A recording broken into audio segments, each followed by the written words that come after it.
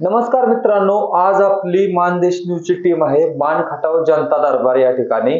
सर्व जाती समाजांच्या लोकांसाठी हक्काचं व्यासपीठ ज्याला म्हणलं जातं तो मान खटावचा जनता दरबार आहे. आणि ह्या जनता दरबाराचे ज्यांनी हा जनता दरबार काढलेला आहे सर्व सोहमजी शिर्के या ठिकाणी आहेत. सोहमजी, जय शिवराय. जय शिवराय. तर आता आपण तुम्ही जो हा मान खटावचा जनता दरबार काढलेला आहे, मान खटाव मधील सर्व जाती धर्मांच्या लोकांसाठी हा जनता दरबार आहे.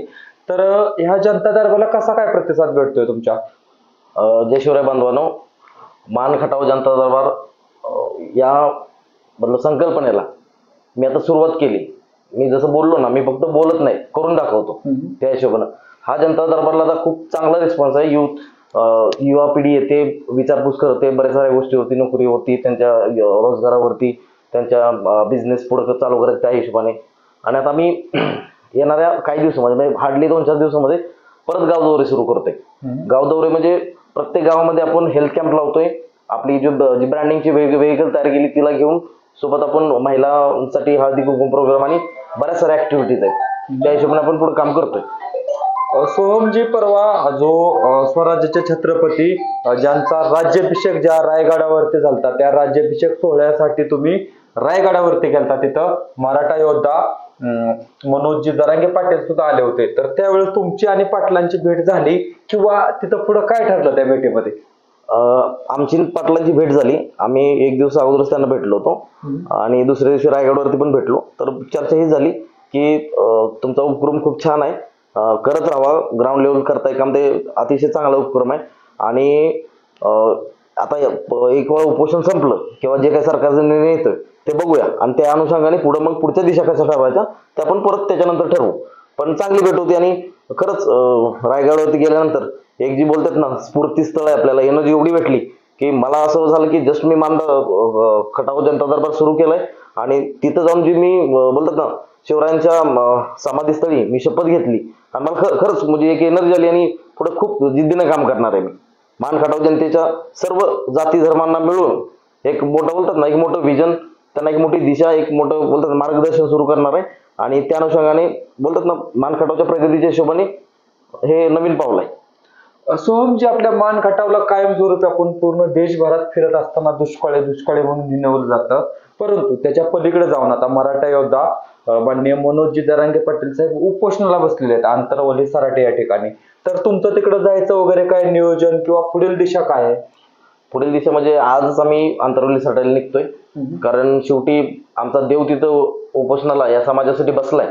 तर त्यांना साथ आणि त्यांना बोलतात ना समर्थन देण्यासाठी आपल्याला आंतरवली सराटला जायचंच आहे, म्हणून आज आम्ही निघतोय. आम्ही तुम्हाला पण इन्व्हाइट करतोय, तुम्ही पण आमच्यासोबत चला. ओके, नक्कीच. सो तिथं गेल्यानंतर मग बाकीच्या पुढच्या दिशा आहेतच ठरवायच्या काय ना काय ते.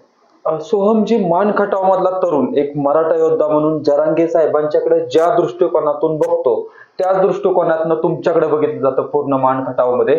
तर मान खटावच्या मराठा तरुण असतील, तर तुम्ही जातीयवादी काम करत नाही, नक्कीच सर्व जाती धर्माला घेऊन तुम्ही सोबत चाललाय, परंतु आपल्या मराठ्यांच्या पोरांना तुम्हाला काय आव्हान करायचं किंवा काय संदेश आहे? मराठा तरुणांना किंवा इतर समाजाच्या तरुणांना दोघांना पण एकच आव्हान करणार आहे की तुम्हाला कुठलीही अडचण असू द्या, नोकरी संदर्भात असू द्या किंवा बिझनेसमध्ये काही मार्गदर्शन असू द्या, गव्हर्नमेंटच्या शासनाच्या ज्या स्कीम्स आहेत, अण्णासाहेब पाटील असू द्या किंवा इतर समाजासाठी दुसऱ्या स्कीम्स आहेत, त्या सगळ्या इथं तुम्हाला सगळ्या गोष्टी इथं सांगितल्या जातील, कुठल्या गोष्टी कशा करायच्या. आणि नक्की बोलतात ना, नक्की हे तुमच्या हक्काचं व्यासपीठ आहे, तुम्ही यायचंय आणि इथं तुमच्या ज्या काही समस्या असतील ते सांगायचे. आपण 100% युवक असेल, शेतकरी असेल, महिला असेल, सगळ्यांसाठी आपण काम करतोय. आणि आपलं एकच मान खटाव जनता दरबार टाकण्याचं पाठीमागचं रिझन एकच आहे, एकतर मराठा आरक्षण हे सगळ्यात महत्वाचा पॉईंट आहे. प्लस हा दुष्काळी भाग आहे, गेली 70-75 वर्ष या भागावरती अन्याय झालाय. पाणी करत करत आतापर्यंत पाणी नाही पोहोचलं. पण म्हणून या जनतेने किती दिवस त्रास सहन करायचं. कुणी लक्ष देत नाही त्यांच्या नोकऱ्यावरती, कुणी त्यांच्या रोजगारावरती लक्ष देत नाही, कुणी शेतकऱ्यांच्या प्रश्नावरती लक्ष देत नाही. सो बऱ्याच साऱ्या गोष्टी आहेत, म्हणून आपण एक पाऊल पुढे घेतलं की मान खटाव जनता दरबार आणि सर्व समाजासाठी, सर्व जाती समाजासाठी आपण हे व्यासपीठ खोलले. सोहमजी, एक महत्वाचा प्रश्न आहे. आता लोकसभेच्या अगोदर सुद्धा जरांगे पाटलांनी काही इंस्ट्रक्शन दिल्या होत्या. लोकसभा तर आपला मराठा समाज लढलाच नव्हता, परंतु बऱ्याचशा काय गोष्टी महाराष्ट्रामध्ये झाल्यात. आता मराठा योद्धा मनोजजी जरांगे पाटील साहेब आंतरवलीमध्ये उपोषणाला बसलेत. हे उपोषण तर चालूच आहे, परंतु आता मान खटाव किंवा पूर्ण महाराष्ट्रामध्ये विधानसभेचा पडगम वाजलेला आहे. तर विधानसभेला तुम्हाला काय जरांगे पाटलांनी इंट्रक्शन दिल्यात किंवा आपल्या मान खटाव मधील काय स्थित्यंतर असतील किंवा येणाऱ्या विधानसभेमध्ये आपली काय भूमिका असणार आहे? बघा, येणाऱ्या विधानसभेमध्ये आमची हीच भूमिका आहे. आता संघर्ष योद्धा मनोज जरांगे पाटील उपोषणाला बसलेत. जर या गेंड्याच्या कात्रीच्या सरकारने जर आरक्षणावरती मार्ग नाही काढला, सगळ्या सोयऱ्यांचा अध्यादेश पास नाही केला किंवा मराठा व कुणबी मराठा हा जो काही कायदा आहे तो पारित नाही केला, तर मात्र मनोज जरांगे पाटील साहेबांच्या मार्गदर्शनाखाली आम्ही पूर्ण महाराष्ट्रभर आम्ही विधानसभेला मोठ्या ताकदीने समोर जातोय. आणि तीच गोष्ट मान खटावमध्ये असणार आहे.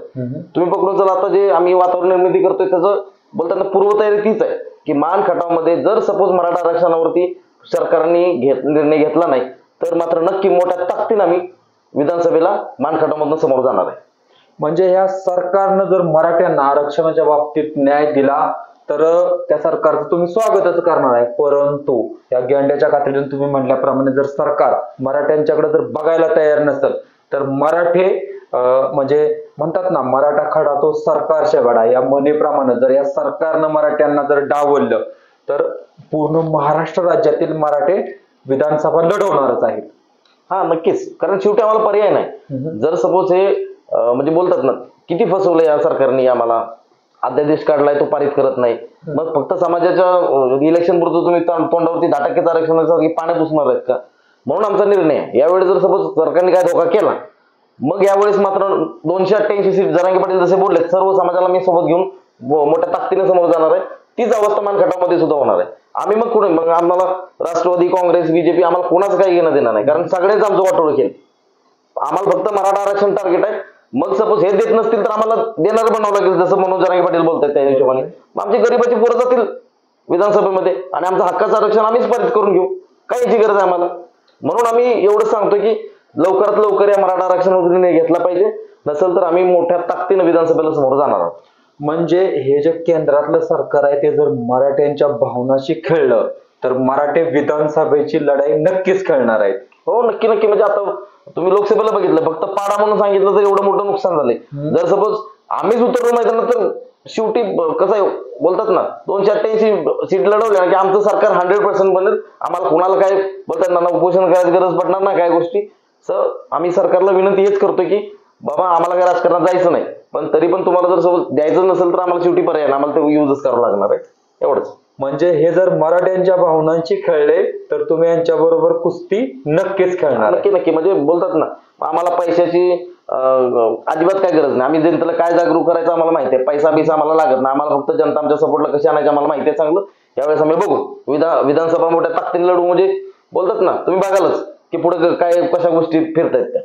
नक्कीच सोहमजी, तुमच्या या मराठ्यांच्या भावना आम्ही सर्वसामान्य जनतेपर्यंत पोहोचवण्याचा प्रयत्न करू. धन्यवाद.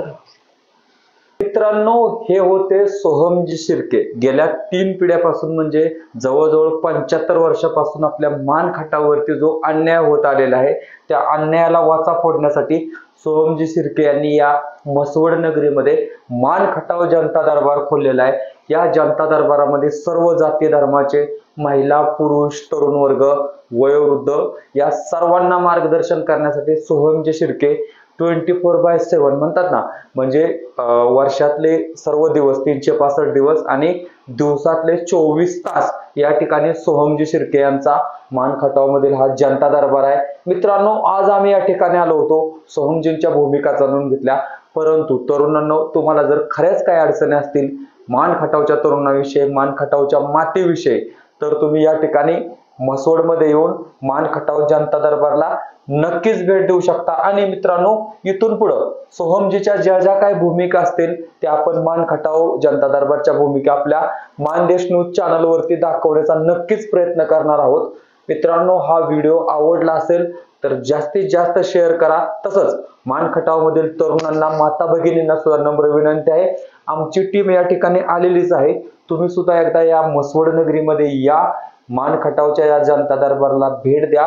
सोहमजीचं जे म्हणणं आहे किंवा त्यांच्याकडून जो आपल्याला न्याय पाहिजे किंवा जर सर्वसामान्य लोकांवरती जो अन्याय होत आहे तो जर थांबवायचा असेल तर मित्रांनो नक्कीच तुम्हाला सुद्धा मान खटाव जनता दरबारचा एक भाग, एक हिस्सा बनून काम करावं लागेल. तर मित्रांनो, आपण पाहत होता मानदेश न्यूज, आवाज मानदेशाचा. मानदेशाचा आवाज बुलंद करण्यासाठी आज या मसवड नगरीमध्ये मान खटाव जनता दरबार सोहमजी शिर्के यांनी उघडलेला आहे. आम्ही इथं आलोय, तुम्ही सुद्धा या, नक्कीच एकदा भेट द्या आणि आपल्या शंकाचं समाधान करून घ्या.